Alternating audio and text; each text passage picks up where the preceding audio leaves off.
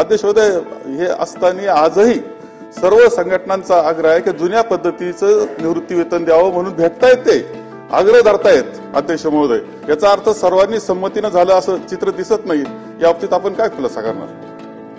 अध्यक्ष महोदय, मधल्या काळामध्ये देश पातळीवर हा निर्णय झालेला होता. त्यावेळेस मंत्रिमंडळामध्ये हे पण आमच्या बरोबर होते, त्यांनी पण त्याला मान्यता दिली होती. सिनियर मंत्री होते बाळासाहेब थोरात साहेब. कारण हा निर्णय झाला त्यावेळेस या राज्याचे मुख्यमंत्री सन्माननीय विलासराव देशमुख साहेब होते. डॉक्टर मनमोहन सिंग पंतप्रधान असताना जे अर्थतज्ञ म्हणून ओळखले जातात, ज्यांना ह्याच्या संदर्भातला गाढा अभ्यास आहे, त्यांनी सगळा अभ्यास केल्यानंतर त्यांच्या लक्षात आलं की हे पुढे असंच चालू जर ठेवलं तर पुढे कधीतरी परिस्थिती अशी निर्माण होईल की त्यावेळेसच्या राज्यकर्त्यांना फक्त पगार आणि पेन्शन एवढंच द्यावं लागेल, बाकी काही देता येणार नाही.